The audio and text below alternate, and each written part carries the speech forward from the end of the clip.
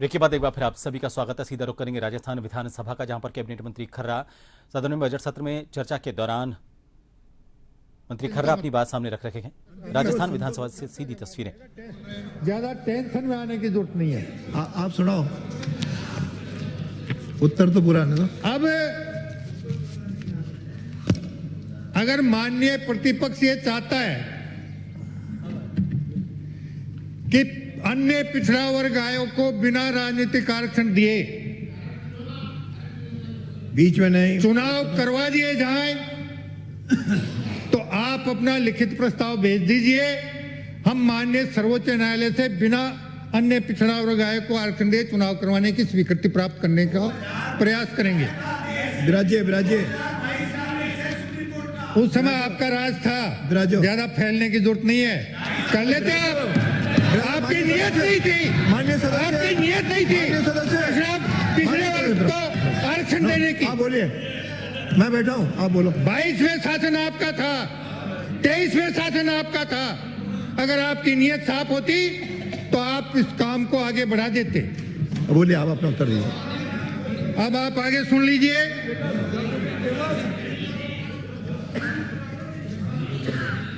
कुछ विधायकों का कथन था कि ये संशोधन की पर्ची कहां से आई, ये राजनीतिक लाभ लेने के लिए संशोधन किया जा रहा है। 20/6/2001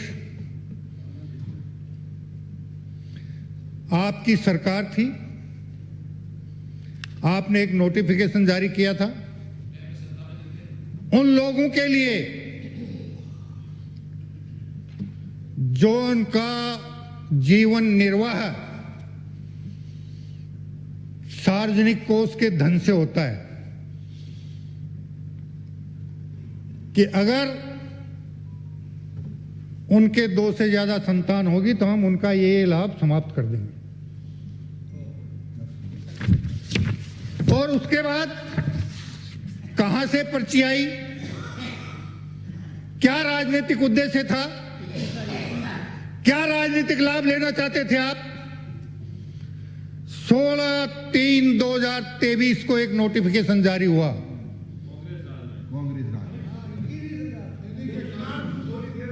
और उसमें मंत्री सक्षम है। जो संशोधन आपने किया उसका प्रभाव 2001 से लागू कर दिया गया। ये दोनों नोटिफिकेशन है मेरे पास। अब मैं निवेदन करना चाहूंगा, इन्होंने कहा, एक माननीय सदस्य ने तो कह दिया कि आपने कानून के विपरीत परिसीमन कर दिया। ये 2019 का परिसीमन का आपका आंकड़ा है। उस समय आपके कुल 182 निकाय थे। आपने परिसीमन के लिए जो मापदंड निर्धारित किए थे, केवल मात्र 54 निकायों में उसकी पालना की गई थी। 21 निकाय ऐसे थे जिनमें विचलन 10 से 15% आपके मापदंड से ज्यादा था। 107 निकाय ऐसे थे जिनमें आपके औसत से 15% से लेकर 63% तक का विचलन था। और यह है हमारा आंकड़ा। हमारे पास 3 नगर निगमों को एक करने के बाद 309 नगर निकाय बचे थे जिनका हमने वार्डों का परिसीमन किया है। 234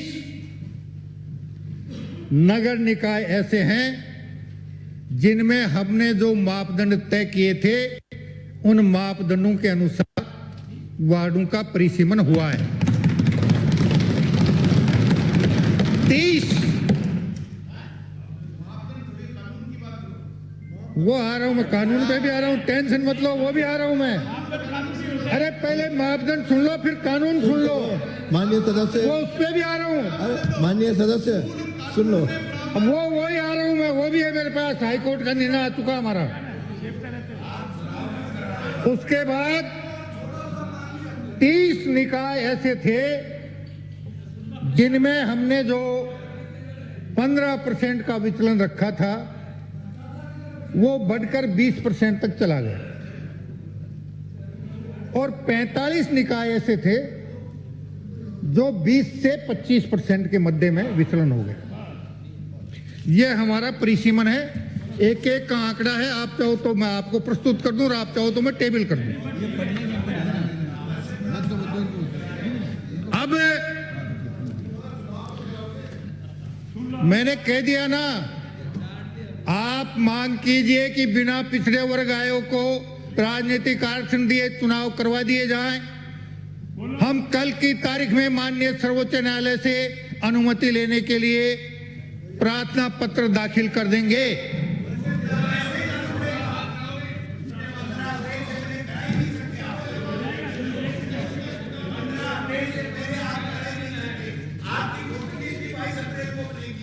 सुन लो, अरे तो सुन लो, सारी बातें आ रही हैं।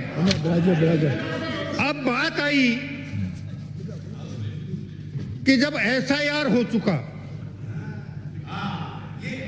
और मतदाता सूची पुरानी मतदाता सूची के आधार पर क्यों बन रही है। नंबर 1, मतदाता सूची बनाने का काम राज्य निर्वाचन आयोग का है,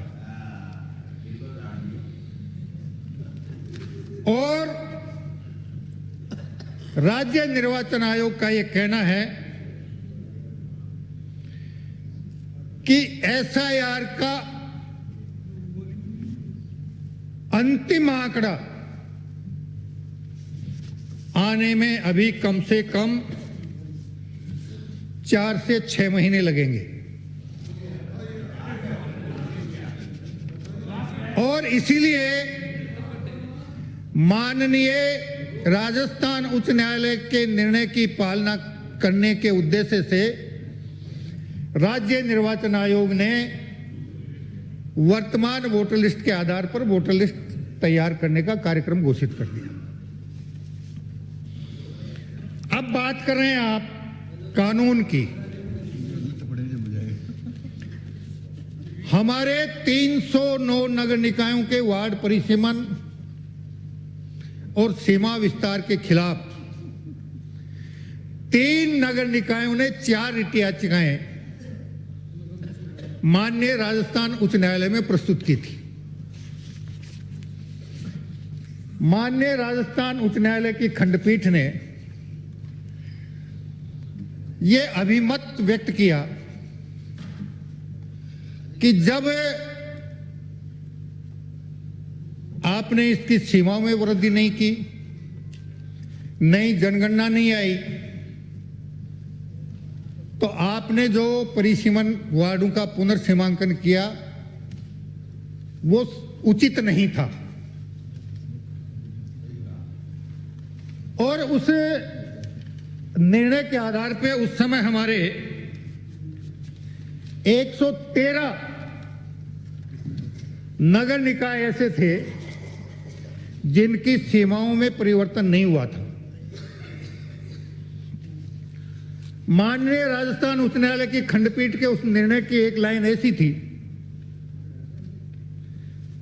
जिसने संदेह की स्थिति उत्पन्न की कि ये केवल मात्र इन 3 निकायों पर ही लागू होगा निर्णय, या पूरे 113 नगर निकायों पर लागू होगा। इसलिए हम उसका स्पष्टीकरण करवाने के लिए हमने माननीय सर्वोच्च न्यायालय में विशेष याचिका दायर कर दी। इसी बीच 6 तारीख को नोखा नगर पालिका के मामले में